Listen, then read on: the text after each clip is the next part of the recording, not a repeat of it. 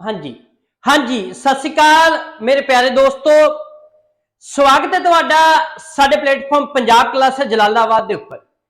तो मेरे प्यारे बच्चों, तुहानू पता ही है कि आपां एक very very important session start किया होया। साडे सैशन दा जिहड़ा असीं गल करिए जे ना करिए तां आपां इंडियन पॉलिटी दे यूपीएससी पीसीएस पीपीएससी लैवल दे क्वेश्चन ਜਿਹੜੇ ਹੈਗੇ ਨੇ ਉਹ ਟੌਪਿਕ ਵਾਈਜ਼ ਸਟਾਰਟ ਕੀਤੇ ਹੋਏ ਨੇ। ਅੱਜ ਅਸੀਂ ਤੁਹਾਡੇ ਸਾਹਮਣੇ ਜਿਹੜਾ ਹੈਗਾ ਚੌਥਾ ਟੌਪਿਕ ਲੈ ਕੇ ਆਏ ਆ। ਘਟਨਾ ਚੱਕਰ ਜਿਹੜੀ ਕਿਤਾਬ ਆ, ਮੈਂ ਵਾਰ-ਵਾਰ ਕਹਿ ਰਿਹਾ, ਜਿਹੜੀ यूपीएससी पीसीएस ਦੇ ਪੇਪਰਾਂ ਦੀ ਮੰਨੀ ਜਾਂਦੀ ਆ, ਉਸ ਕਿਤਾਬ ਦੀ ਲੜੀ ਨੂੰ ਅੱਗੇ ਵਧਾਉਂਦੇ ਹੋਏ ਅੱਜ ਚੌਥੇ ਦਿਨ ਤੁਹਾਡੇ ਨਾਲ ਜੁੜਨ ਜਾ ਰਹੇ ਹਾਂ। ਇਸ ਕਿਤਾਬ ਦੀ ਖਾਸੀਅਤ ਇਹ ਆ ਕਿ 2022-23 ਤੱਕ जिन्ने भी यूपीएससी दे विच जां PCS they which state PCS अलग-अलग स्टेट पीसीएस यूपी हो गया, पंजाब हो गया, एमपी हो गया, बिहार पीसीएस हो गया, उन्हां दे क्वेश्चन इंक्लूड ने, यूपीएससी प्री दे क्वेश्चन इंक्लूड ने। और अगली खासियत अपने क्वेश्चनां दी ये आ कि ये सारे एक्सप्लेनेशन ने, सारे दी एक्सप्लेनेशन दित्ती गई है। तो इस तरह मैं विद्यार्थियों ये क्लास इस लड़ी नूं अगे ले जाऊंगा ते जिन्ने टॉपिक ने 37 टॉपिक टोटल जिहड़े ने वो दिते गए ने सारे करवाऊंगा। एक गल तुसीं ध्यान दे विच रखनी है कि क्लास नूं कोशिश करिया करो, वध तो वध शेयर करिया करो, क्योंकि जे मैं लगातार सैशन चलाउणा है, वध तो वध बच्चे जिहड़े ने अपनी ये क्लास की टाइमिंग हुण 6 बजे शाम की लाइव रखण जा रहे हैं। आपां 6 बजे आके सारे विद्यार्थी जुड़ जा करो क्लास दे विच लाइव भी। इनू वध तो वध शेयर करिया करो, रिकॉर्डर दे विच शेयर करिया करो और कोशिश करो अपनी क्लास एक बार पंजाब दे घर घर च पहुंचा दीए। चलो बिना मैं किसी डेरी तो क्लास नूं स्टार्ट करदा। असीं मास्टर कैडेट एसएसटी दा एक धमाकेदार बैच स्टार्ट करन जा रहे हैं। इस बैच की खासियत के उत्ते मैं एक अलग वीडियो बनाऊंगा, पर उहदे विच असीं कंप्लीट सिलेबस होगा, लाइव प्लस रिकॉर्डेड होगा, थ्योरी प्लस एमसीक्यूज होणगे, वो भी टॉपिक वाइज होणगे, एमसीक्यूज भी सारियां पीडीएफ मिल गया। ते आ 2 नंबरों के उत्ते जे किसी बच्चे ने बैच ज्वाइन करना है तो आ 2 नंबरों ते फोन करके मैसेज करके बैच ज्वाइन जिहड़ा है वो कर सकता है। तो ये बैच दे विच खास करके असी यूपीएससी लैवल दी रैफरेंस बुक जिहड़ियां हैगियां ने, मान के चलो जिवें लक्ष्मीकांत तो बाद एमसीक्यू वास्ते घटना चक्कर, किरण दृष्टि वाले, स्पैक्ट्रम ते एनसीईआरटी, इन्हां सारियां दा इनकलूडेड पंजाबी दे विच निचोड़ कढ के लियावांगे। ते समझाउण दा तरीका तो तुहानूं पता ही अपना कि एक कठिन चीज नूं सिंपलाइजेशन करके तुहाडे सामने पेश करांगे। और जिहड़े विद्यार्थी साडे नाल अज तो मास्टर कैडेट जुड़ जाणगे तां श्योरिटी नाल मैं कहना कि वो लगातार 5-6 महीने जिन्ने चिर तक पेपर नहीं हुंदा साडे नाल जुड़े रहिंदे तां 1% भी ऑप्शन नहीं बचूगी उन्हां दी पेपर ना क्लीयर होण दी। तां चलो मैं बिना देरी तो स्टार्ट करदा। तां अज दा टॉपिक साडा है, क्योंकि अज जिहड़ा ये साडा डे आ, ये अज असीं चौथे दिन मिल जा रहे हैं। अज टॉपिक पढ़ाऊंगा सिटीजनशिप। सिटीजनशिप नागरिकता दे विच जिन्ने भी क्वेश्चन अज तक आए ने वो सारे मैं कंप्लीट करने की कोशिश करूंगा इस क्लास दे विच। और एक चीज होर दसदा कि हुण साडे संविधान दा एक किनवा भाग है नागरिकता, तां साडे संविधान दा सारे विद्यार्थियों नूं पता ही होगा। नाल दी नाल जे दसीए असीं दूजा भाग आ, साडे संविधान दे टोटल 25 भाग ने, दूजा भाग सिटीजनशिप आ। अगली गल जे मैं गल करा आर्टिकल दी, तो आर्टिकल कित्थों स्टार्ट होंदा है, 5 तो लैके 11 आर्टिकल दे विचकार आ मेरे विद्यार्थियों। ये 2 चीज़ां जिहड़ियां ने इत्थे देख लो। हुण मैं पहला क्वेश्चन ही तुहाडी स्क्रीन दे उत्ते आ गया, जां पहला सवाल ही तुहाडे नाल मैं जिहड़ा दस्सण जा रहा। कहंदे कि भारतीय संविधान द्वारा प्रदान की गई नागरिकता, साडी इंडियन कॉन्स्टिट्यूशन जिहड़ा है वो किस तरह की नागरिकता जिहड़ी हैगी आ वो सानूं दिंदा है। 2-3 चीज़ां ने जिहड़ियां मैं विद्यार्थियों इत्थे दसना चाहुंदा। पहली चीज तो यह आ कि सिटीजनशिप जिहड़ी हैगी आ, नागरिकता हैगी आ, नागरिकता दा एक अरिस्टोटल एक गल क्या करदा हुंदा सी, जिन्हों सारे राजनीति हक मिले ने, जिन्हों सारे राजनीति राइट मिले हुए ने, उन्होंने मैं नागरिक कहना। चलो उहदी एक नागरिक दी अलग कैटागरी सी, मैं उस टॉपिक दे विच नहीं आउणा। असल दे विच कोई भी देश आ, साडा देश आ, कोई भी देश उहदे विच 2 तरह के नागरिक हुंदे ने, एक विदेशी हुंदे, एक नागरिक हुंदे। ते नागरिक नूं सारे राजनीति हक मिले हुंदे। हुण साडा जिहड़ा भारत आ देश, ये भले फैडरल देश आ। फैडरल देश का मीनिंग इत्थे 2 सरकारां ने, जिवें असीं इत्थे पंजाब दे विच भगवंत मान दी सरकार, खट्टर दी सरकार हरियाणे च देखण नूं मिलदी आ, स्टेटां दी सरकारां अलग ने, केंद्र ते मोदी साहब अलग बैठे हुए ने। पर एक सवाल आ कि भावें फेडरल स्ट्रक्चर आ, भावें दो सरकारां ने, पर साडे देश दे विच जिहड़ी सिटीजनशिप आ मेरे प्यारे बच्चों, वो किहड़ी आ? सिंगल सिटीजनशिप आ। कह रही सिटीजनशिप आ क्योंकि जे असीं फेडरल स्ट्रक्चर दी जे संघी ढांचे की गल करिए तो अमेरिका भी संघी ढांचा है, पर अमेरिका दे विच जे असीं गल करिए उत्थे जिहड़ी हैगी आ, उत्थे कहण दा मतलब स्टेट दी जिहड़ी उत्थे, जे मैं इत्थे गल करा तो वैनकूवर दी लग तो तुसीं सिटीजनशिप लओगे ते अमेरिका दी लग तो लओगे, न्यूयॉर्क की अलग होगी, अमेरिका की अलग होगी। साडे इत्थे कोई पंजाब की तुहानूं सिटीजन अलग थोड़ा मिली हुई है। तो इत्थे सिंगल सिटीजनशिप जिहड़ी हैगी आ वो भारत की खासियत आ, भारतीय संविधान की एक क्वेश्चन जिहड़ा हैगा और इहदी आ एक्सप्लेनेशन भी पई आ। वैसे मैं एक्सप्लेनेशन वैसे भी तुहानूं समझा रहा, संविधान का दूजा भाग दे विच किहदी गल मैंशन कीता गया, किहनूं सिटीजनशिप नूं। दूजी गल जिहड़ा आर्टिकल 5 तो 11 तक आ, ठीक है, 5 तो 11 तक आर्टिकल आ, ਇਹ ਸਿਟੀਜ਼ਨਸ਼ਿਪ ਦੇ ਨਾਲ ਜੁੜਿਆ ਹੋਇਆ ਹੈ। ਤਾਂ ਇਹ ਕੋਈ ਚੀਜ਼ਾਂ ਨੇ ਜਿਹੜੀਆਂ ਇਹਦੇ ਵਿੱਚ ਹੈਗੀਆਂ। ਹੁਣ ਅਸੀਂ ਅਗਲੇ ਸਵਾਲ ਤੇ ਆਉਣਾ। ਹੁਣ ਕਹਿੰਦਾ ਕਿ ਵਿਚ article of Indian constitution are related to citizenship, ਇਹਦੇ ਵਿੱਚੋਂ ਕਿਹੜਾ ਆਰਟੀਕਲ ਜਿਹੜੇ ਹੈਗੇ ਨੇ ਉਹ ਸਾਡੇ ਸਿਟੀਜ਼ਨਸ਼ਿਪ ਨਾਲ ਰਿਲੇਟਡ ਨੇ। ਹੁਣ ਤੁਹਾਨੂੰ ਇੱਥੇ ਮੈਂ ਦੋ ਚਾਰ ਗੱਲਾਂ ਜੀਆਂ ਸਿੰਪਲ ਜੇ ਸਮਝਾ ਦਾਂ।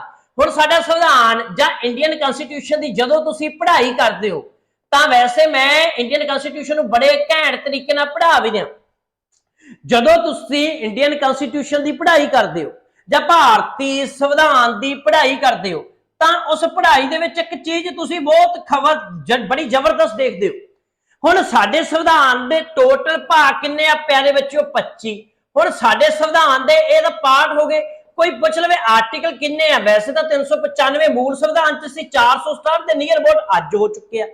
ਹੁਣ ਜੇ ਅਸੀਂ ਗੱਲ ਕਰੀਏ ਸਾਡਾ ਜਿਹੜਾ ਸਿਟੀਜ਼ਨਸ਼ਿਪ ਆ, ਸਿਟੀਜ਼ਨਸ਼ਿਪ ਸੰਵਿਧਾਨ ਦੇ ਦੂਜੇ ਭਾਗ ਦੇ ਵਿੱਚ ਆ। ਕਿਹੜੇ ਭਾਗ ਚ? ਦੂਜੇ ਭਾਗ ਦੇ ਵਿੱਚ ਆ। ਆਰਟੀਕਲ ਕਿਹੜੇ ਤੋਂ ਸਟਾਰਟ ਹੁੰਦਾ? 5 ਤੋਂ ਲੈ ਕੇ 11 ਤੱਕ ਆਰਟੀਕਲ ਜਿਹੜਾ ਹੈ ਉਹ ਮੇਰੇ ਪਿਆਰੇ ਬੱਚੇ ਸਿਟੀਜ਼ਨਸ਼ਿਪ ਨਾਲ ਸਟਾਰਟ ਹੋ ਜਾਂਦਾ, ਕਿਉਂਕਿ ਤੀਜਾ ਭਾਗ ਦਾ ਫੰਡਾਮੈਂਟਲ ਰਾਈਟ ਹੋ ਜਾਂਦਾ ਜਿਹੜਾ ਅਸੀਂ ਅਗਲੀ ਕਲਾਸ ਦੇ ਵਿੱਚ ਅਸੀਂ ਵੀ ਪੜਾਂਗੇ। ਤਾਂ ਇਸੇ ਕਰਕੇ 5 ਤੋਂ 11 ਤੱਕ ਜਿਹੜਾ ਮੇਰੇ ਪਿਆਰੇ ਬੱਚੋ ਕੁਐਸਚਨ ਸਹੀ ਰਹੂਗਾ। ਇਸ ਤੋਂ ਬਾਅਦ ਮੈਂ ਅਗਲੇ ਸਵਾਲ ਦੇ ਉੱਤੇ ਆ ਜਾਣਾ ਤੁਹਾਡੇ ਨਾਲ। ਹੁਣ ਅਗਲਾ ਸਵਾਲ ਆ ਕਿ ਇੰਡੀਅਨ ਜਿਹੜੀ ਇੰਡੀਅਨ ਆਪਣੀ ਸਿਟੀਜ਼ਨਸ਼ਿਪ ਆ ਕੈਨਟ, ਇਹਨਾਂ ਵਿੱਚੋਂ ਕਿਸ ਤਰੀਕੇ ਨਾਲ ਤੁਸੀਂ ਇੰਡੀਅਨ ਸਿਟੀਜ਼ਨਸ਼ਿਪ ਪ੍ਰਾਪਤ ਨਹੀਂ ਕਰ ਸਕਦੇ। ਇਹ ਸਵਾਲ ਤੁਹਾਡੇ ਤੋਂ ਪੁੱਛਿਆ ਗਿਆ। ਤਾਂ ਇਸ ਸਵਾਲ ਦਾ ਜਵਾਬ ਬੜਾ ਸ਼ਾਨਦਾਰ ਜਵਾਬ ਆ ਇਹਦਾ।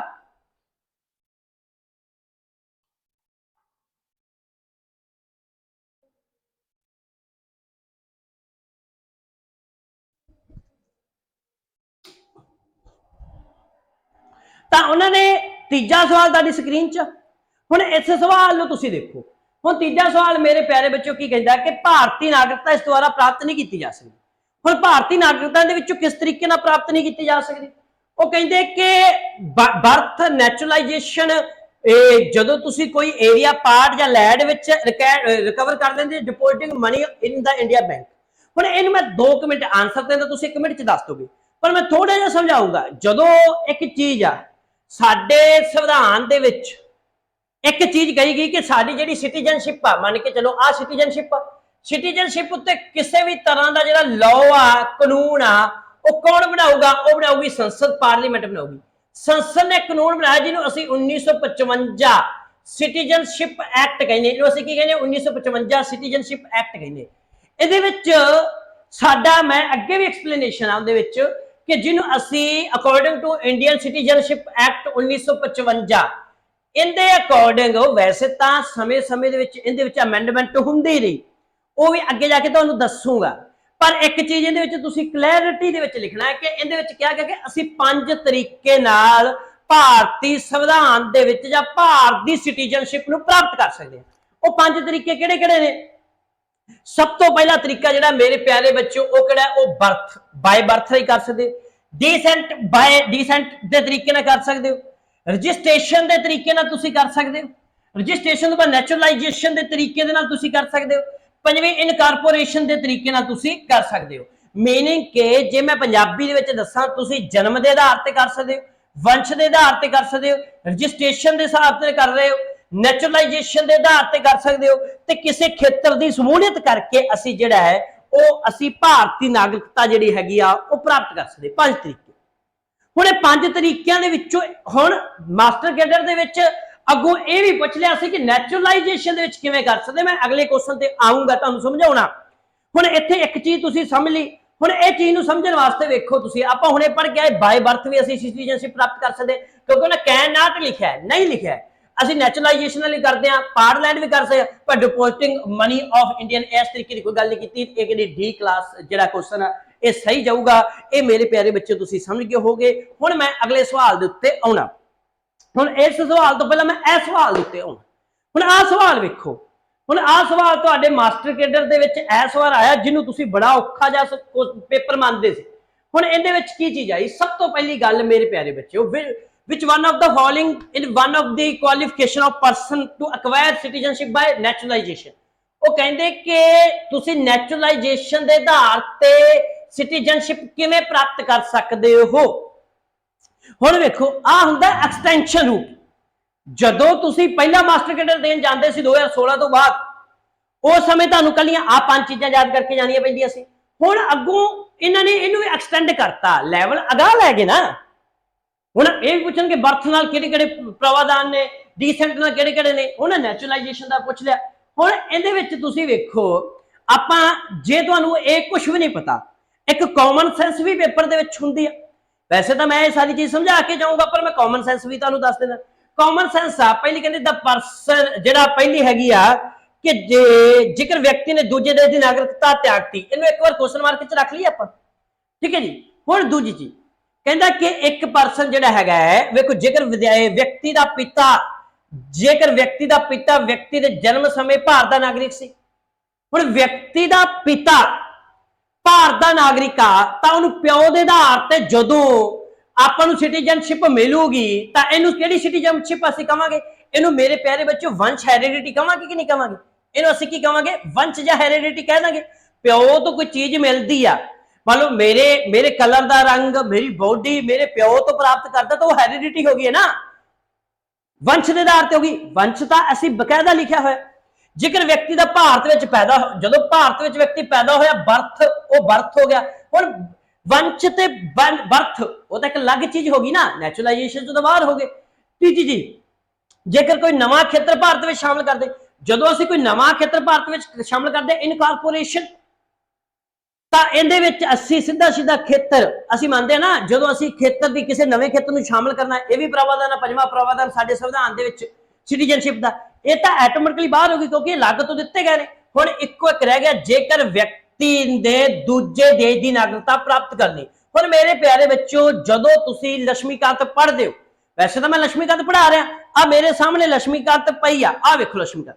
ਜਦੋਂ ਤੁਸੀਂ ਲక్ష్ਮੀਕਾਂਤ ਦੇ ਵਿੱਚ ਮੇਰੇ ਪਿਆਰੇ ਬੱਚਿਓ ਨੈਚੁਰਲਾਈਜੇਸ਼ਨ ਪੜ੍ਹੋਗੇ ਤਾਂ ਨੈਚੁਰਲਾਈਜੇਸ਼ਨ ਦੇ ਵਿੱਚ 1 2 3 4 5 6 7 ਤਰੀਕੇ ਨਾਲ ਲక్ష్ਮੀਕਾਂਤ ਚ ਲਿਖਿਆ ਕਿ ਨੈਚੁਰਲਾਈਜੇਸ਼ਨ ਦੀਆਂ 7 ਕੁਆਲੀਫਿਕੇਸ਼ਨਾਂ ਨੇ ਟੋਟਲ, ਜਿਹਦੇ ਵਿੱਚੋਂ ਉਹਨਾਂ ਨੇ ਦੂਜੀ ਕੁਆਲੀਫਿਕੇਸ਼ਨ ਸੇਮ ਆ ਲੈਣ ਪਾਈ, ਚੱਕ ਕੇ ਲక్ష్ਮੀਕਾਂਤ ਦੀ ਲੈਣ ਇਹਨਾਂ ਮਾਸਟਰ ਕੈਡਰ ਦੇ ਵਿੱਚ ਪਾਤੀ। ਤਾਂ ਇਸੇ ਕਰਕੇ ਆਪਾਂ ਮੈਂ ਤਾਂ ਲక్ష్ਮੀਕਾਂਤ ਤੁਹਾਨੂੰ ਪੜ੍ਹਾ ਹੀ ਰਿਹਾ, ਤਾਂ ਉਹਦੇ ਨਾਲ ਚਲੋ ਜੋ ਬਾਹਰੋਂ ਅੱਗੋਂ ਪਿੱਛੋਂ ਆਉਂਦਾ ਹੋਇਆ ਮੈਂ ਤਾਂ ਉਹ ਵੀ ਕਵਰ ਕਰਾਉਂਗਾ। ਤਾਂ ਇਸੇ ਤਰ੍ਹਾਂ ਇੱਕ ਚੀਜ਼ ਆ ਕਿ ਜਿਹੜੀ ਮੈਂ ਸਿੰਪਲ ਭਾਸ਼ਾ ਦੇ ਵਿੱਚ ਤੁਹਾਨੂੰ ਇੱਕ ਚੀਜ਼ ਸਮਝਾਉਣੀ ਆ, ਉਹ ਚੀਜ਼ ਇਹ ਆ ਕਿ ਨੈਚੁਰਲਾਈਜੇਸ਼ਨ ਦੇ ਵਿੱਚ 7 ਵਿਸ਼ੇਸ਼ਤਾਵਾਂ ਨੇ, ਜਿਹਦੇ ਵਿੱਚੋਂ ਇੱਕ ਵਿਸ਼ੇਸ਼ਤਾ ਇਹ ਆ ਕਿ ਜਦੋਂ ਕੋਈ ਹੋਰ ਦੇਸ਼ ਦੀ ਨਾਗਰਿਕਤਾ ਤਿਆਗ ਦਿੰਦਾ ਹੈ ਤਾਂ ਭਾਰਤ ਦੀ ਨਾਗਰਿਕਤਾ ਹਾਸਲ ਕਰ ਸਕਦਾ। ਇਹ ਤਾਂ ਪਹਿਲਾ ਪੁਆਇੰਟ ਹੋ ਗਿਆ। ਹੁਣ ਨਾਲ ਨੈਚੁਰਲਾਈਜੇਸ਼ਨ ਦੇ ਨਾਲ ਹੋਰ ਪੁਆਇੰਟ ਨੇ। ਇੱਕ ਪੁਆਇੰਟ ਇਹ ਹੈਗਾ, ਜਿਹੜੀਆਂ ਸਾਡੀਆਂ 22 ਭਾਸ਼ਾਵਾਂ ਨੇ, ਸਾਡੀਆਂ ਜਿਹੜੀਆਂ 8ਵੀਂ ਸੂਚੀ ਵਿੱਚ, ਸਾਡੀ ਕਿੰਨਵੀਂ ਸੂਚੀ ਵਿੱਚ? 8ਵੀਂ ਸੂਚੀ ਵਿੱਚ 22 ਭਾਸ਼ਾਵਾਂ ਨੇ। ਜੇ ਉਹਦਾ ਉਹ ਗਿਆਤਾ ਹੋਵੇ, ਉਹਨੂੰ ਗਿਆਨ ਹੋਵੇ, ਫਿਰ ਵੀ ਉਹਨੂੰ ਭਾਰਤ ਜਿਹੜਾ ਹੈਗਾ ਉਹ ਕੀ ਦੇਊਗਾ? ਸਿਟੀਜ਼ਨਸ਼ਿਪ ਦੇ ਦੂਗਾ। ਕਿਹਦੇ ਅਕੋਰਡਿੰਗ? ਨੈਚੁਰਲਾਈਜੇਸ਼ਨ ਦੇ ਅਕੋਰਡਿੰਗ। ਜੇ ਦੂਜੀ ਗੱਲ ਉਹਦਾ ਕਰੈਕਟਰ ਚੰਗਾ ਹੋਵੇ, ਜਿਵੇਂ ਅਸੀਂ ਗੱਲ ਕਰੀਏ ਨੈਲਸਨ ਮੰਡੇਲਾ, ਜਾਂ ਅਸੀਂ ਪਿੱਛੇ ਜੇ ਇੱਕ ਬੀਬੀ ਜਿਹੜੀ ਹੈਗੀ ਹੈ ਮਦਰ ਟੈਰੇਸਾ, ਉਹਨਾਂ ਦੇ ਕਰੈਕਟਰ ਚੰਗੇ ਸੀ ਤੇ ਭਾਰਤ ਵਿੱਚ ਉਹਨਾਂ ਨੇ ਚੰਗੇ ਕੰਮ ਕੀਤੇ। ਦੋ ਚੀਜ਼ਾਂ ਹੋ ਗਈਆਂ, ਕਰੈਕਟਰ ਚੰਗਾ ਹੋ ਗਿਆ, ਭਾਰਤ ਵਿੱਚ ਕੰਮ ਚੰਗਾ ਕੀਤਾ। ਮੰਨ ਕੇ ਚੱਲੋ ਇੱਕ ਚੀਜ਼ ਆ, ਮੈਂ ਇੱਥੇ ਲਿਖ ਦੇਣਾ ਨੈਚੁਰਲਾਈਜੇਸ਼ਨ, ਆ ਮੈਂ ਲਿਖਦਾ ਨੈਚੁਰਲਾਈਜੇਸ਼ਨ। ਇਹਨੂੰ ਪੰਜਾਬੀ ਦੇ ਵਿੱਚ ਅਸੀਂ ਨਿਰਪੱਖਤਾ ਸ਼ਬਦ ਵਰਤਦੇ ਹਾਂ, ਜਿਵੇਂ ਕਿ ਤੁਹਾਡੇ ਮਾਸਟਰ ਕੈਡਰ ਦੇ ਵਿੱਚ ਵੀ ਉਹਨਾਂ ਨੇ ਵਰਤਿਆ ਹੋਇਆ ਸੀ ਨਿਰਪੱਖਤਾ। ਹੁਣ ਇਸ ਤਰੀਕੇ ਨਾਲ ਅਸੀਂ ਸਿਟੀਜ਼ਨਸ਼ਿਪ ਨਾਗਰਿਕਤਾ ਕਿਵੇਂ ਪ੍ਰਾਪਤ ਕਰਦੇ ਹਾਂ? ਇੱਕ ਤਾਂ ਪੁਆਇੰਟ ਇਹ ਕਹਤਾ ਕਿ ਉਹਨੇ ਵਿਦੇਸ਼ ਦੀ ਨਾਗਰਿਕਤਾ ਛੱਡਤੀ, पहला की है विदेश की नागरिकता जी है मेरे प्यारे बच्चों ये छड्डती, विदेश की नागरिकता जी त्यागती। एक पॉइंट तो यह हो गया। हुण वार वार क्वेश्चन एवें थोड़ा पूछा जाऊगा, समय समय क्वेश्चन एक्सप्लेनेशन चेंज होंदे रहणगे। अगली बारी तुहाडे तो मेरे प्यारे बच्चों ये चीज भी पूछ सकता है कि वह किहड़ी भाषा, मान के चलो जी 22 भाषावां ने, कितनी भाषावां मेरे प्यारे बच्चों 22 भाषावां दा की आ ਉਹ ਗਿਆਤਾ ਹੋਵੇ, ਕਿਸੇ ਵੀ 22 ਭਾਸ਼ਾਵਾਂ ਜਿਹੜੀਆਂ ਹੈਗੀਆਂ ਨੇ ਉਹਨਾਂ ਨੂੰ ਗਿਆਨ ਹੋਵੇ ਜਿਹੜੀ ਭਾਰਤ ਦੀ 8ਵੀਂ ਸੂਚੀ ਦੇ ਵਿੱਚ। ਤੀਜੀ ਚੀਜ਼ ਮੇਰੇ ਪਿਆਰੇ ਬੱਚਿਓ ਉਹਦਾ ਜਿਹੜਾ ਕਰੈਕਟਰ ਆ, ਚਰਿੱਤਰ ਆ ਮੇਰੇ ਪਿਆਰੇ ਬੱਚਿਓ ਉਹ ਕੀ ਹੋਵੇ, ਚੰਗਾ ਹੋਵੇ। ਤਾਂ ਭਾਰਤ ਦੇ ਵਿੱਚ ਉਹ ਚੰਗੇ ਕੰਮਾਂ ਦੇ ਲਈ ਜਾਂ ਭਾਰਤ ਵਿੱਚ ਸੇਵਾ ਦੇ ਵਿੱਚ ਉਹਦੀ ਸਮੂਲੀਅਤ ਹੋਵੇ, ਸੇਵਾ ਵਿੱਚ ਉਹਦੀ ਸਮੂਲੀਅਤ ਹੋਵੇ। ਠੀਕ ਹੈ, ਆਹ ਚੀਜ਼ਾਂ ਜਿਹੜੀਆਂ ਹੈਗੀਆਂ ਨੇ, ਵੈਸੇ ਮੈਂ ਕੁਝ ਕੁ ਲਿਖਿਆ ਹੋਰ ਵੀ ਗੱਲਾਂ ਹੈਗੀਆਂ ਨੇ। ਤਾਂ ਇਹਨਾਂ ਦੇ ਆਧਾਰ ਤੇ ਅਸੀਂ ਜਦੋਂ ਇਹਨਾਂ ਦੇ ਆਧਾਰ ਤੇ ਅਸੀਂ ਸਿਟੀਜ਼ਨ ਕਿਸੇ ਨੂੰ ਨਾਗਰਿਕਤਾ ਭਾਰਤ ਦੇਊਗਾ ਤਾਂ ਉਹਨੂੰ ਅਸੀਂ ਨੈਚੁਰਲਾਈਜੇਸ਼ਨ ਜਾਂ ਨਿਰਪੱਖਤਾ ਕਹਾਂਗੇ।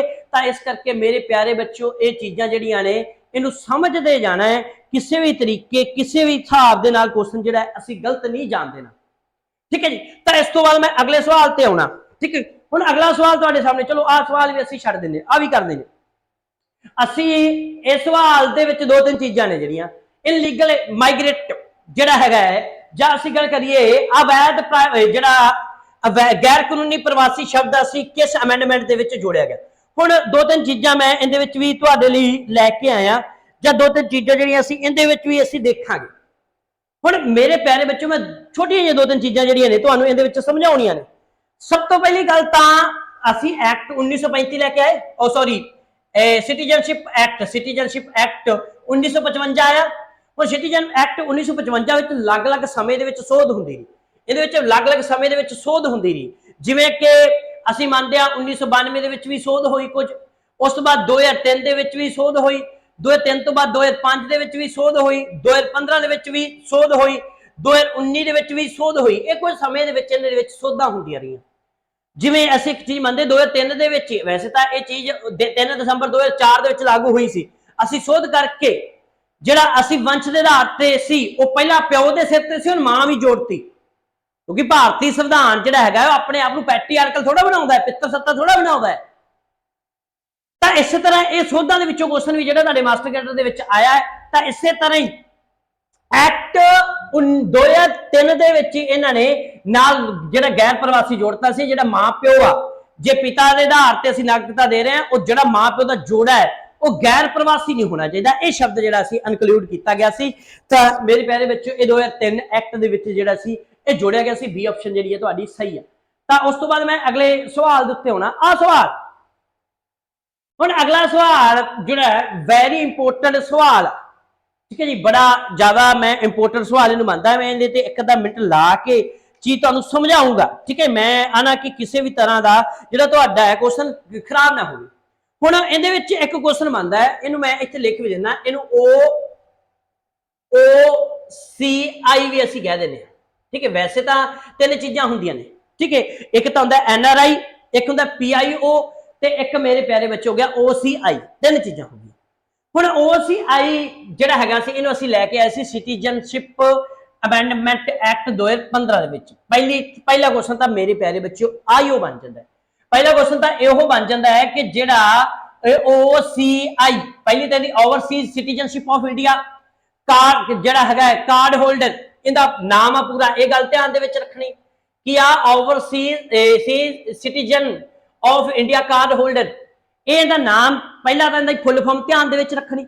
ਦੂਜੀ ਗੱਲ, ਇਹ ਐਕਟ ਕਿਹੜੇ ਤਹਿਤ ਆਇਆ ਇਹ ਧਿਆਨ ਦੇ ਵਿੱਚ ਰੱਖਣਾ। ਦੋ ਚੀਜ਼ਾਂ ਧਿਆਨ ਦੇ ਵਿੱਚ ਰੱਖਣੀਆਂ। ਹੁਣ ਅੱਗੋਂ ਕਹਿੰਦੇ ਕਿ ਜਿਹੜਾ OCI ਹੈ ਕੀ ਚੀਜ਼, ਐ ਪੁੱਛੇ ਨਾ ਆਪਣੇ ਤੋਂ ਕਿ ਕਹਿੰਦਾ ਇਹਦੇ ਵਿੱਚ ਨਾਟ ਐਲੀਜੀਬਲ ਕਿਹੜਾ, ਇਹਦੇ ਵਿੱਚ ਕਿਹੜਾ ਨਹੀਂ ਹੈਗਾ। ਹੁਣ ਇਹਦੇ ਵਿੱਚ ਕਿਹੜਾ ਨਹੀਂ ਹੈਗਾ ਇਹ ਚੀਜ਼ ਸਮਝਣੀ। ਪਹਿਲੀ ਗੱਲ ਤਾਂ ਮੈਂ ਇਹ ਗੱਲ ਕਹਿਦਾ ਕਿ OCI ਬਾਰੇ ਮੈਂ ਤੁਹਾਨੂੰ ਕਹਿ ਦਿੰਦਾ ਦੋ ਚੀਜ਼ਾਂ। ਇਹ ਦੋ ਚੀਜ਼ਾਂ ਮੈਂ ਇੱਥੇ ਛੋਟੀਆਂ ਜਿਹੀਆਂ ਸਮਝਾ ਦੇਣਾ। ਆ ਪਲੱਸ ਪਾ ਕੇ ਇੱਕ ਮੈਂ ਪਾ ਦੇਣਾ NRI ਅਸੀਂ ਕਹਿ ਦੇਣਾ NRI। ਜਿਹੜਾ NRI ਹੁੰਦਾ ਨਾ ਇਹ ਅਸਲ ਦੇ ਵਿੱਚ ਇੰਡੀਅਨ ਸਿਟੀਜ਼ਨਸ਼ਿਪ ਹੁੰਦਾ ਹੈ। ਇਹ ਕੀ ਹੁੰਦਾ ਮੇਰੇ ਪਿਆਰੇ ਬੱਚਿਓ, ਇੰਡੀਅਨ ਸਿਟੀਜ਼ਨ ਹੁੰਦਾ ਹੈ। ਇੰਡੀਅਨ ਸਿਟੀਜ਼ਨ ਹੁੰਦਾ ਹੈ ਤੇ ਭਾਰਤੀ ਪਾਸਪੋਰਟ ਇਹਦੇ ਕੋਲ ਹੁੰਦਾ ਹੈ। ਕੀ ਹੁੰਦਾ ਹੈ? ਭਾਰਤੀ ਪਾਸਪੋਰਟ ਇਹਦੇ ਕੋਲ ਹੁੰਦਾ ਹੈ। ਠੀਕ ਹੈ, ਭਾਰਤ ਦਾ ਜਿਹੜਾ ਪਾਸਪੋਰਟ ਆ ਉਹ ਇਹਦੇ ਕੋਲ ਹੁੰਦਾ ਹੈ। ਜਿਹੜਾ OCI ਹੋਲਡਰ ਹੁੰਦਾ ਹੈ ਜਿਹਨੂੰ ਅਸੀਂ Overseas citizen of Indian card holder ਕਹਿੰਦੇ, ਇਹ ਭਾਰਤੀ ਮੂਲ ਦਾ ਵਿਅਕਤੀ ਹੁੰਦਾ ਹੈ। ਭਾਵੇਂ ਉਹ ਜੰਮਿਆ ਭਾਰਤ ਦਾ ਸੀ, ਸਿਟੀਜ਼ਨਸ਼ਿਪ ਕਿਸੇ ਹੋਰ ਦੀ ਲੈ ਲਈ, ਉਹਦਾ ਮਾਂ ਪਿਓ ਭਾਰਤ ਦੇ ਮੀਨਿੰਗ ਕਿ ਇੰਡੀਅਨ ਮੂਲ ਦਾ ਬੰਦਾ ਹੁੰਦਾ ਹੈ। ਉਹਦੇ ਬਾਰੇ ਮੈਂ ਬਾਅਦ ਚ ਥੋੜੀ 2-4 ਚੀਜ਼ਾਂ ਸਮਝੂਗਾ।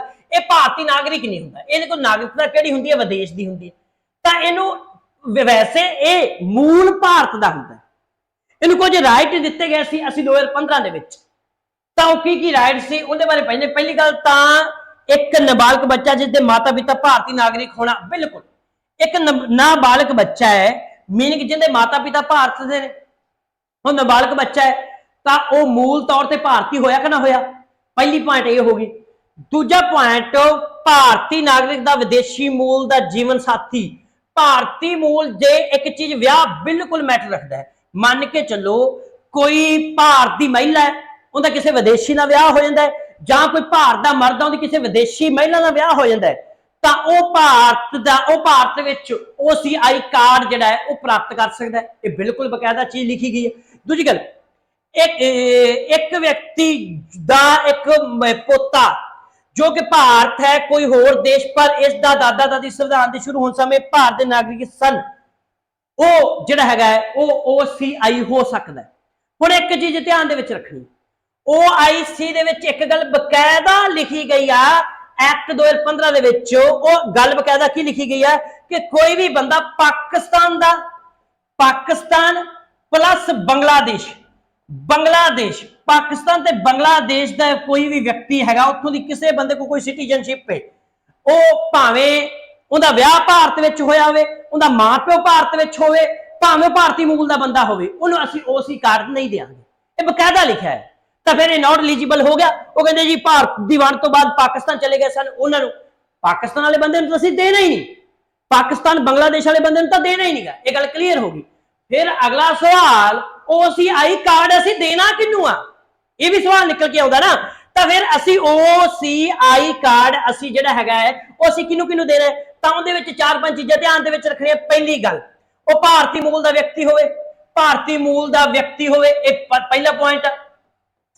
ਦੂਜਾ ਪੁਆਇੰਟ ਮੇਰੇ ਪਿਆਰੇ ਬੱਚਿਓ, ਦੂਜਾ ਪੁਆਇੰਟ ਇਹ ਹੈਗਾ ਹੈ ਕਿ ਉਹਦਾ ਵਿਆਹ, ਠੀਕ ਹੈ, ਉਹਦਾ ਜਿਹੜਾ ਵਿਆਹ ਹੈ ਉਹ ਭਾਰਤੀ ਨਾਗਰਿਕ ਨਾਲ ਹੋਵੇ, ਭਾਵੇਂ ਉਹ ਮਰਦ ਹੈ ਭਾਵੇਂ ਉਹ ਮਹਿਲਾ ਹੈ, ਤਾਂ ਉਹਦਾ ਵਿਆਹ ਜਿਹੜਾ ਹੈ, ਵਿਆਹ ਕਿੱਥੇ ਹੋਇਆ ਹੋਵੇ, ਭਾਰਤੀ ਮੂਲ ਦੇ ਜਾਂ ਭਾਰਤੀ ਨਾਗਰਿਕ ਨਾਲ ਹੋਇਆ ਹੋਵੇ, ਉਹਨੂੰ ਵੀ ਅਸੀਂ OC ਕਾਰਡ। ਹੁਣ ਅਮਰੀਕਾ ਦੀ ਕੋਈ ਮਹਿਲਾ ਹੈ, ਬੀਬੀ ਆ ਕੋਈ ਅਮਰੀਕਾ ਦੀ, ਉਹਦੀ ਕਿਸੇ ਪੰਜਾਬੀ ਜਾਂ ਭਾਰਤ ਦੇ ਮੁੰਡੇ ਨਾਲ ਵਿਆਹ ਹੋ ਜੇ ਤਾਂ ਉਹਦੀ ਸਿਟੀਜ਼ਨਸ਼ਿਪ ਅਮਰੀਕਾ ਦੀ ਹੈ, ਪਰ ਭਾਰਤ ਉਹਨੂੰ ਕੀ ਦੇ ਦੇਗਾ, OCI ਕਾਰਡ ਦੇ ਦੇਗਾ।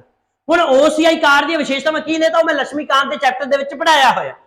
ਇਹ ਦੋ ਗੱਲਾਂ ਹੋ ਗਈਆਂ। ਹੁਣ ਤੀਜੀ ਗੱਲ ਜਿਹੜੀ ਹੈਗੀ, ਇਹ ਪਹਿਲਾਂ ਭਾਰਤੀ ਮੂਲ ਦਾ ਵਿਅਕਤੀ, ਇਹ ਪਹਿਲਾ ਪੁਆਇੰਟ ਹੋ ਗਿਆ। ਦੂਜਾ ਦਾ ਵਿਆਹ ਇੱਥੇ ਹੋਇਆ। ਤੀਜਾ ਪੁਆਇੰਟ, ਠੀਕ ਹੈ, ਉਹਦੇ ਮਾਤਾ ਪਿਤਾ, ਦਾਦਾ ਦਾਦੀ, ਤੀਜਾ ਪੜਦਾਦਾ ਤੱਕ ਵੀ ਜਾਂਦਾ ਜੋ। ਇਹ ਧਿਆਨ ਦੇ ਵਿੱਚ ਰੱਖਿਓ, ਜਿੰਦਾ ਦਾਦਾ ਦਾਦੀ ਪੜਦਾਦੀ ਮਾਤਾ ਪਿਤਾ ਭਾਰਤੀ ਨੇ, ਉਹਨੂੰ ਵੀ ਭਾਰਤ ਸਰਕਾਰ ਜਿਹੜੀ ਹੈਗੀ ਆ ਸਿਟੀਜ਼ਨ ਐਕਟ 2015 ਦੇ ਅਕੋਰਡਿੰਗ OCI ਕਾਰਡ ਦੇਊ। ਹੁਣ ਮੇਰੇ ਹਿਸਾਬ ਨਾਲ OCI ਕਾਰਡ ਬਾਰੇ ਸਮਝ ਗਏ ਹੋਗੇ, ਪਰ ਇਹਦੇ ਵਿੱਚ ਕੁਝ ਸਹੂਲਤਾਂ ਮਿਲਦੀਆਂ ਨੇ। ਮੈਨੇ ਕਿ ਉਹਨੂੰ ਬਿਨਾਂ ਵੀਜ਼ੇ ਤੋਂ ਭਾਰਤ ਆ ਸਕਦਾ, ਭਾਰਤ ਜਦੋਂ ਜਿੰਨਾ ਮਰਜ਼ੀ ਸਮਾਂ ਰਹਿ ਸਕਦਾ, ਭਾਰਤ ਵਿੱਚੋਂ ਪੜ੍ਹ ਸਕਦਾ, ਕੁਝ ਵੀ ਕਰ ਸਕਦਾ। ਤਾਂ OCI ਕਾਰਡ ਦੀ ਫੁੱਲ ਫਾਰਮ, ਇਹ ਵਿਦੇਸ਼ੀ ਨਾਗਰਿਕ ਹੁੰਦਾ ਹੈ। ਇਹ ਕਿਵੇਂ ਪ੍ਰਾਪਤ ਹੁੰਦਾ ਹੈ, ਇੱਕ ਗੱਲ ਧਿਆਨ ਦੇ ਵਿੱਚ ਰੱਖਣੀ, ਕੋਈ ਪਾਕਿਸਤਾਨੀ ਬੰਦਾ ਤੇ ਬੰਗਲਾਦੇਸ਼ ਦੇ ਬੰਦੇ ਨੂੰ ਇਹ ਨਹੀਂ ਦਿੱਤਾ ਜਾਂਦਾ। ਇਹ ਗੱਲਾਂ ਜਿਹੜੀਆਂ ਨੇ ਨੋਟ ਕਰ ਲੈਣੀਆਂ ਨੇ, ਪੇਪਰ ਅਸੀਂ ਕਿਸੇ ਪਾਸੋਂ ਕਿਸੇ ਤਰੀਕੇ ਨਹੀਂ ਜਾਣ ਦੇਣਾ। ਤਾਂ ਇਹ ਗੱਲ ਮੇਰੀ ਪਿਆਰੇ ਵਿਦਿਆਰਥੀਆਂ ਨੂੰ ਸਮਝ ਲੱਗ ਗਈ ਹੋਣੀ ਆ, ਸੁਣਿਆ ਇਹਨੂੰ। ਤਾਂ ਅਗਲੇ ਸਵਾਲ ਦੇ ਉੱਤੇ ਆਉਣਾ, ਇਹਦੀ ਐਕਸਪਲੇਨੇਸ਼ਨ ਆ ਵੀ ਪਈ ਆ, ਪਰ ਮੈਂ ਤੁਹਾਨੂੰ ਪਹਿਲੇ ਬਹੁਤ ਸੋਹਣੇ ਤਰੀਕੇ ਨਾਲ ਸਮਝਾਤੀ। ਠੀਕ ਹੈ ਜੀ, ਜਿਹੜੇ ਬੱਚੇ ਨੇ ਚਲੋ ਇਹ ਐਕਸਪਲੇਨੇਸ਼ਨ ਪ੍ਰਾਪਤ ਕਰਨੀ ਉਹ ਕਰ ਸਕਦੇ ਆ। ਅਗਲੀ ਚੀਜ਼, ਜਲਦੀ ਮੈਂ ਫਿਰ ਕਹੂੰਗਾ, ਮਾਸਟਰ ਕੈਡਰ ਦੇ ਕੋਰਸਾਂ ਲਈ ਜਿਹੜੇ ਬੱਚਿਆਂ ਨੇ ਸਾਡੇ ਨਾਲ ਜੁੜਨਾ ਜੁੜ ਜੇ, ਔਰ ਪੂਰੇ ਪੰਜਾਬ ਦੇ ਵਿੱਚੋਂ ਸਭ ਤੋਂ ਘੱਟ ਫੀਸ ਤੇ ਸਭ ਤੋਂ ਵੱਧ ਕੁਆਲਿਟੀ ਨਾਲ ਪੜਾਉਣੇ ਅਸੀਂ। ਤਾਂ ਇਸ ਤੋਂ ਬਾਅਦ ਮੈਂ ਅਗਲੇ ਚੀਜ਼ ਤੇ ਆਉਣਾ, ਭਾਰਤ ਦਾ ਨਾਗਰਿਕ ਆਪਣੀ ਨਾਗਰਿਕਤਾ ਗਵਾ ਦੇਵੇਗਾ ਜੇਕਰ ਉਹ ਹੈ। ਹੁਣ ਭਾਰਤ ਦਾ ਨਾਗਰਿਕ ਜਿਹੜਾ ਹੈਗਾ ਆਪਣੀ ਨਾਗਰਿਕਤਾ ਕਿਵੇਂ ਗਵਾ ਸਕਦਾ ਹੈ? ਭਾਰਤ ਦਾ ਨਾਗਰਿਕ ਆਪਣੀ ਨਾਗਰਿਕਤਾ ਗਵਾ ਦੇਵੇਗਾ ਜੇਕਰ ਕਿਵੇਂ ਨਾਗਰਿਕਤਾ ਗਵਾਵੇਗਾ। ਹੁਣ ਇੱਥੇ ਇੱਕ ਚੀਜ਼ ਹੋਰ ਵੀ ਦੱਸ ਦਿੰਦਾ ਤੁਹਾਨੂੰ। ਹੁਣ ਸਾਡੇ ਸੰਵਿਧਾਨ ਦੇ ਵਿੱਚ ਜਾਂ ਜਿਹੜਾ ਸੰਸਦ ਨੇ ਇੱਕ ਐਕਟ ਬਣਾਇਆ ਜਿਹਨੂੰ ਅਸੀਂ ਸਿਟੀਜ਼ਨਸ਼ਿਪ ਐਕਟ 1955 ਕਹਿੰਦੇ ਆ, ਉਹਦੇ ਵਿੱਚ 3 ਤਰ੍ਹਾਂ ਦੇ ਤਰੀਕੇ ਨਾਲ ਅਸੀਂ ਕੀ ਆ ਆਪਣੀ ਜਿਹੜੀ ਨਾਗਰਿਕਤਾ ਗਵਾ ਸਕਦੇ ਆ। ਇਹਦੇ ਵਿੱਚ ਕੀ ਆ, ਭਾਰਤੀ ਨਾਗਰਿਕਤਾ ਤਿਆਗ ਦਿੰਦਾ ਜੀ, ਉਹ ਸਵੈ ਇੱਛਾ ਨਾਲ ਤਿਆਗ ਦਿੰਦਾ।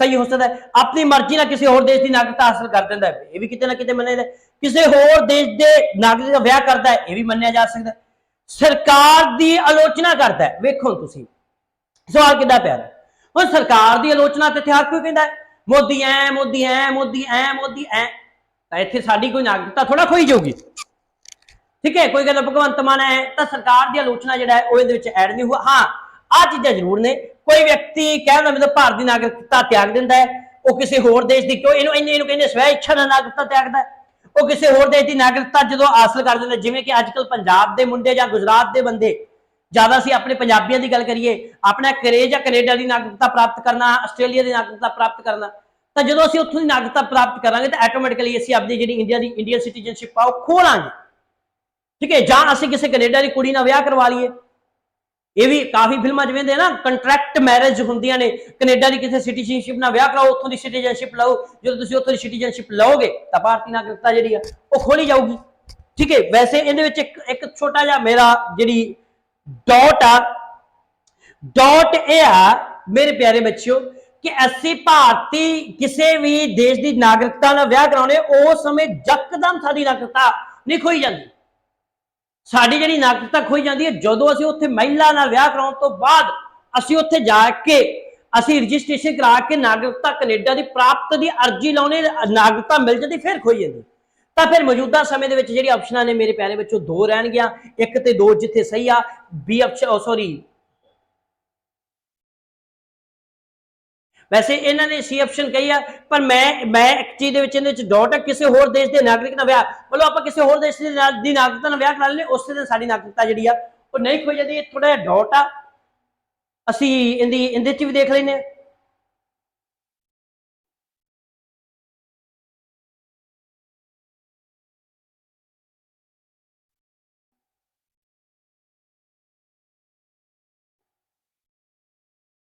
ठीक है जी, फिर चलो फिर भी आप जी मेरे अकॉर्डिंग तो यही बनते हैं, थोड़ा जिहा चलो इहदे च देख लेंगे असीं। तो इस तो बाद अगे आ जाओ तुसीं।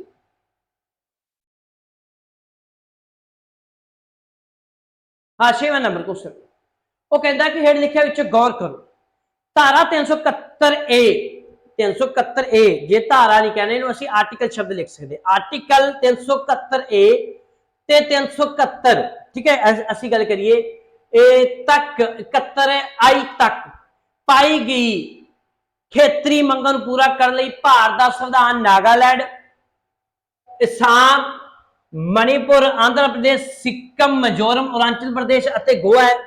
दूजी चीज भारत और संयुक्त राज्य अमेरिका के संविधान में दोहरी नीति संघ ते राज पर एक नागरिकता की कल्पना की गई है। दूजी चीज भारत के एक कुदरती नागरिकता नूं उसकी नागरिकता तो कदे भी वांझा नहीं किया जा सकता। तीन चीज़ां हुण वेखो तुसीं, हुण एक तो चीज़ ये कही कि जिहड़े आर्टिकल ए तो लैके आई तक ने इहदे विच किहड़े-किहड़ियां देशां नूं स्पैशल डिमांड्स दित्तियां गईयां ने, तो नागालैंड, असम, मणिपुर, आंध्र प्रदेश, सिक्किम, मिजोरम, अरुणाचल प्रदेश या गोवा।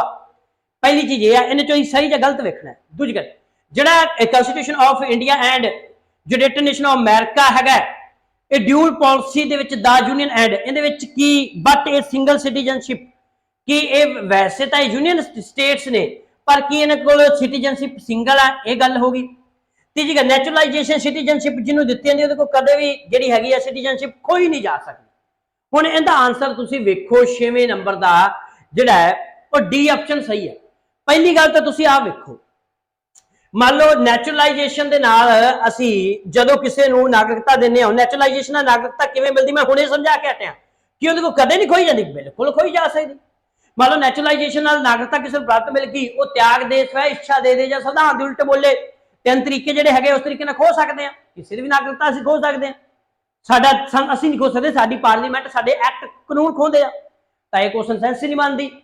हुण भारत की तो सिंगल सिटीजनशिप है, अमेरिका ते ये दोवें यूनियन तो है गल ठीक आ, पर दोवां दे कोल जिहड़ी सिंगल सिटीजनशिप थोड़ा है, अमेरिका कोल ड्यूल आ, ये क्वेश्चन बिल्कुल गलत हो गया। तो आ क्वेश्चन जिहड़ा हैगा है इहदे विच आ जिहड़ियां स्टेटां हैगियां ने ये 371 ए तो लैके आई तक इन्हां नूं स्पैशल कुछ डिमांड्स दित्तियां गईयां ने, वो किवें आ उहनूं आपां अगे थोड़ा जिहा होर देख लैंदे।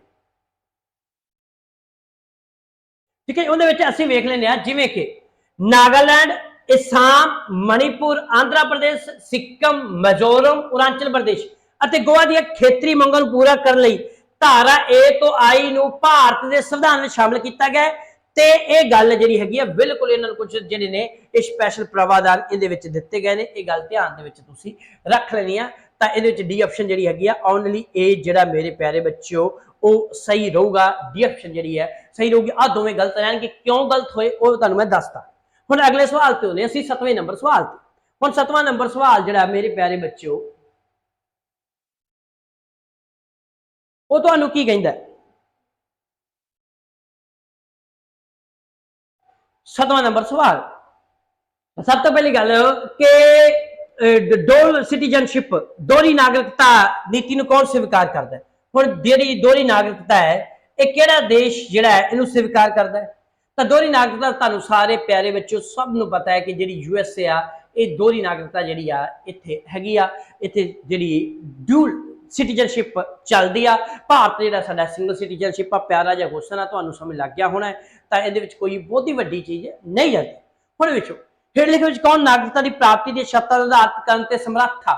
ਉਹ ਕਹਿੰਦੇ ਕਿ ਜਿਹੜੀਆਂ ਸਿਟੀਜ਼ਨਸ਼ਿਪ ਦੀਆਂ ਸ਼ਰਤਾਂ ਨੇ, ਐਕੁਆਜੀਸ਼ਨ ਨੇ, ਕੰਡੀਸ਼ਨਸ ਨੇ, ਇਹ ਕੌਣ ਰੱਖਦਾ ਹੈ? ਤਾਂ ਕੰਡੀਸ਼ਨ ਮੇਰੇ ਪਿਆਰੇ ਬੱਚਿਓ ਪਿਆਰੇ ਬੱਚਿਓ ਪਾਰਲੀਮੈਂਟ ਰੱਖਦੀ ਆ। ਪਾਰਲੀਮੈਂਟ ਕੋ ਸੰਸਦ ਕੋ ਰਾਈਟ ਆ ਜਿਹੜੀਆਂ ਕੀ ਆ ਸਿਟੀਜ਼ਨਸ਼ਿਪ ਦੀਆਂ ਕੰਡੀਸ਼ਨਸ ਤੈਅ ਕਰਦਾ ਹੈ। ਬੜਾ ਸਿੰਪਲ ਜਿਹਾ ਕੁਐਸਚਨ ਹੈ, ਇਹਨੂੰ ਅਸੀਂ ਜਲਦੀ ਕਰਦੇ ਹਾਂ। ਜਿਵੇਂ ਕਿ ਭਾਰਤੀ ਸੰਵਿਧਾਨ ਦਾ ਆਰਟੀਕਲ 11 ਘੋਸ਼ਣਾ ਕਰਦਾ ਹੈ ਸੰਸਦ ਨੂੰ ਕਾਨੂੰਨ ਬਣਾ ਕੇ ਨਾਗਰਿਕਤਾ ਦੇ ਅਧਿਕਾਰ ਨੂੰ ਨਿਯਮਿਤ ਕਰਨ ਦੀ ਸ਼ਕਤੀ ਹੋਵੇਗੀ।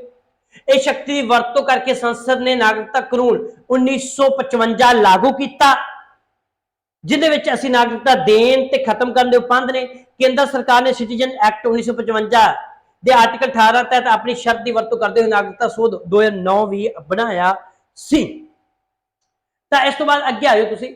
ਨਿਮਨ ਲਿਖਤ ਵਿੱਚੋਂ ਕਿਸ ਕੋਲ ਵਿਸ਼ੇਸ਼ ਸ਼ਕਤੀ ਹੈ ਭਾਰਤ ਦੀ ਨਾਗਰਿਕਤਾ ਦੇ ਮੁੱਦੇ ਨੂੰ ਨਿਰਧਾਰਤ ਕਰਨ ਦੀ? ਚਲੋ ਰਿਪੀਟਡ ਕੁਐਸਚਨ ਆ, ਸੇਮ ਕੁਐਸਚਨ ਆ, ਪਰ ਇਹ ਕੁਐਸਚਨ ਬਿਲਕੁਲ ਗਲਤ ਜਾਂਦਾ ਹੈ ਕਿਉਂਕਿ ਇਹ ਕੁਐਸਚਨ ਉਹਨਾਂ ਨੇ ਥੋੜਾ ਜਿਹਾ ਅਲੱਗ ਸੈਂਸ ਚ ਪਾਤਾ। ਠੀਕ ਹੈ, ਇਹਨਾਂ ਵਿੱਚ ਕੋਈ ਆਪਸ਼ਨ ਨਹੀਂ ਸਹੀ। ਹੁਣ ਮੰਨ ਕੇ ਚੱਲੋ ਤੁਸੀਂ ਕਿ ਸਿਟੀਜ਼ਨਸ਼ਿਪ ਦੇ ਉੱਤੇ ਜਿਹੜਾ ਅਧਿਕਾਰ ਆ ਉਹ ਇੰਡੀਆ ਦੇ ਵਿੱਚ ਕਿਹਦੇ ਕੋਲ ਆ?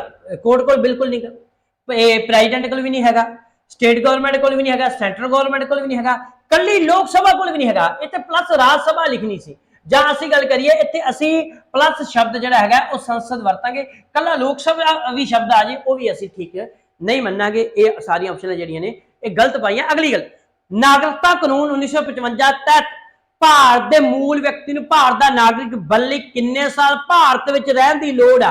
ਤਾਂ ਇਹ ਗੱਲ ਧਿਆਨ ਦੇ ਵਿੱਚ ਰੱਖਿਓ।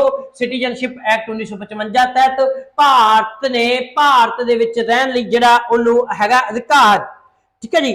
ਤਾਂ ਉਹ ਅਧਿਕਾਰ ਮੇਰੇ ਪਿਆਰੇ ਬੱਚਿਓ ਸੀ ਆਪਸ਼ਨ ਦੀ ਸਹੀ ਆ, 7 ਸਾਲ ਦਾ ਅਧਿਕਾਰ ਹੈਗਾ। ਜਿਵੇਂ ਕਿ ਮੈਂ ਇੱਥੇ ਵੀ ਲਿਖ ਦਿੰਦਾ ਸਿਟੀਜ਼ਨਸ਼ਿਪ ਐਕਟ 1955 ਦੀ ਧਾਰਾ ठीक है 5A ਦੇ ਤਹਿਤ ਰਜਿਸਟ੍ਰੇਸ਼ਨ ਦੁਆਰਾ ਨਾਗਰਿਕਤਾ ਪ੍ਰਾਪਤ ਕਰਨ ਲਈ ਭਾਰਤੀ ਮੂਲ ਦੇ ਵਿਅਕਤੀ ਨੂੰ ਆਮ ਤੌਰ ਤੇ 7 ਸਾਲ ਭਾਰਤ ਵਿੱਚ ਰਹਿਣ ਦੀ ਲੋੜ ਆ। ਇਹ ਆਪਸ਼ਨ ਜਿਹੜੀ ਤੁਹਾਡੀ ਸਹੀ ਰਹੂਗੀ। ਅਗਲਾ ਕੁਐਸਚਨ, ਨਾਗਰਿਕਤਾ ਸੋਧ ਬਿੱਲ 2019 ਸੰਸਦ ਦੁਆਰਾ ਪਾਸ ਕੀਤਾ ਗਿਆ। ਤਾਂ ਜਿਹੜਾ ਅਸੀਂ ਗੱਲ ਕਰੀਏ ਬੀ ਆਪਸ਼ਨ, ਜਿਹੜਾ ਸਿਟੀਜ਼ਨਸ਼ਿਪ ਐਕਟ ਬਿੱਲ 2019 ਇਹ ਪਾਸ ਕੀਤਾ ਗਿਆ ਸੀ 11 ਦਸੰਬਰ 2019 ਦੇ ਵਿੱਚ ਪਾਸ ਕੀਤਾ ਗਿਆ ਸੀ। ਔਰ ਇਹਦੇ ਤੇ ਕਾਫੀ ਅਸੀਂ ਗੱਲ ਕਰੀਏ 11 ਦਸੰਬਰ 2019 ਨੂੰ ਰਾਜ ਸਭਾ ਨੇ ਵਿਵਾਦਪੂਰਨ ਨਾਗਰਿਕਤਾ ਐਕਟ 2019 ਨੂੰ ਪਾਸ ਕੀਤਾ। ਇਸ ਹੱਕ ਵਿੱਚ 125 ਦੇ ਵਿਰੋਧ ਵਿੱਚ 99 ਵੋਟਾਂ ਸਨ। ਇਹ ਬਿੱਲ 9 ਦਸੰਬਰ ਨੂੰ ਲੋਕ ਸਭਾ ਦੁਆਰਾ ਪਾਸ ਕੀਤਾ ਗਿਆ। ਇਹ ਬਿੱਲ ਨਾਗਰਿਕਤਾ ਕਾਨੂੰਨ 1955 ਵਿੱਚ ਸੋਧ ਕਰਦਾ ਹੈ। ਪਹਿਲੀ ਵਾਰ ਅਫਗਾਨਿਸਤਾਨ, ਬੰਗਲਾਦੇਸ਼ ਤੇ ਪਾਕਿਸਤਾਨ ਦੇ ਗੈਰ ਮੁਸਲਿਮ ਭਾਈਚਾਰੇ ਨੂੰ ਧਰਮ ਦੇ ਆਧਾਰ ਤੇ ਨਾਗਰਿਕਤਾ ਪ੍ਰਦਾਨ ਕਰੇਗਾ। ਇਸ ਤੋਂ ਪਹਿਲਾਂ ਭਾਰਤ ਵਿੱਚ ਦਾਖਲ ਹੋਏ ਸਨ। ਤਾਂ ਇੱਕ ਚੀਜ਼ ਵੇਖੋ, ਬੜਾ ਵਿਵਾਦਪੂਰਨ ਇਹ ਬਿੱਲ ਰਿਹਾ ਜਿਹਨੂੰ ਤੁਸੀਂ CAA 2019 ਦੇ ਨਾਲ NRC ਦੇ ਨਾਲ ਜਾਣਦੇ ਹੋ। ਇਹਦੇ ਵਿੱਚ ਅਸੀਂ ਕੀ ਵੇਖਿਆ ਕਿ ਅਸੀਂ ਤਿੰਨ ਦੇਸ਼ ਕਿਹੜੇ? ਅਸੀਂ ਅਫਗਾਨਿਸਤਾਨ, ਬੰਗਲਾਦੇਸ਼ ਤੇ ਪਾਕਿਸਤਾਨ। ਇੱਥੋਂ ਜਿਹੜੀ ਮਿਨੋਰਿਟੀ ਸੈਕਸ਼ਨ ਆ ਜਾਂ ਅਸੀਂ ਕਹੀਏ ਇਹਨਾਂ ਦੇਸ਼ਾਂ ਦੇ ਵਿੱਚੋਂ ਮੁਸਲਮਾਨ ਛੱਡ ਕੇ ਕੋਈ ਵੀ ਭਾਰਤ ਵਿੱਚ ਆਉਂਦਾ ਹੈ ਤਾਂ ਭਾਰਤ ਨੂੰ ਨਾਗਰਿਕਤਾ ਦੇਊਗੀ। ਇਹ ਇੱਕ ਐਕਟ ਆ ਮੇਰੇ ਪਿਆਰੇ ਬੱਚਿਓ ਜਿਹੜਾ ਪਾਸ ਹੋਇਆ ਸੀ, ਬੜਾ ਕੰਪਲਿਕੇਸ਼ਨ ਸੀ।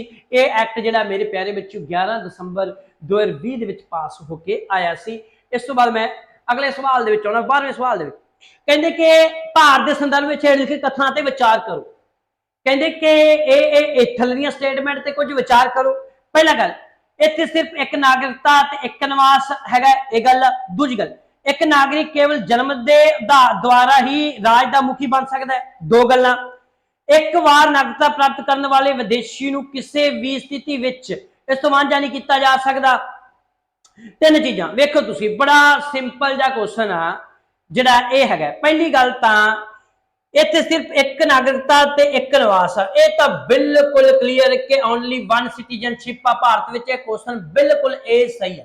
ਦੂਜੀ ਗੱਲ, ਜਿਹੜਾ ਭਾਰਤ ਦਾ ਹੈਡ ਆ, ਸਟੇਟ ਦਾ ਹੈਡ ਆ, ਜਾਂ ਭਾਰਤ ਦਾ ਮੁਖੀ ਆ, ਜਾਂ ਭਾਰਤ ਦਾ ਰਾਸ਼ਟਰਪਤੀ ਆ, ਉਹ ਕੱਲਾ ਬਾਏ ਬਰਥ ਹੀ ਹੋਊਗਾ? ਬਿਲਕੁਲ ਨਹੀਂ, ਐਸੀ ਗੱਲ ਤਾਂ ਬਿਲਕੁਲ ਲਿਖੀ। ਜਦੋਂ ਅਸੀਂ ਇੱਥੇ ਵੀ ਪੜ੍ਹਦੇ ਅਸੀਂ, ਠੀਕ ਹੈ, ਇੱਥੇ ਅਸੀਂ ਵੇਖੋ ਚੀਜ਼ਾਂ ਕੱਲੀ ਕੱਲੀ ਚੀਜ਼ ਪੜ੍ਹਦੇ ਆ ਤਾਂ ਚਲੋ ਇੱਥੇ ਐਕਸਪਲੇਨੇਸ਼ਨ ਨੇ, ਇੱਥੇ ਮੈਂ ਤੁਹਾਨੂੰ ਆਪ ਹੀ ਦੱਸ ਦੇਣਾ ਕਿ ਸਾਡਾ ਜਦੋਂ ਅਸੀਂ ਭਾਰਤੀ ਰਾਸ਼ਟਰਪਤੀ ਪੜ੍ਹਦੇ ਹਾਂ, ਹੁਣ ਸਾਡਾ ਹੈਡ ਕੌਣ ਹੈ? ਪ੍ਰੈਜ਼ੀਡੈਂਟ, ਰਾਸ਼ਟਰਪਤੀ।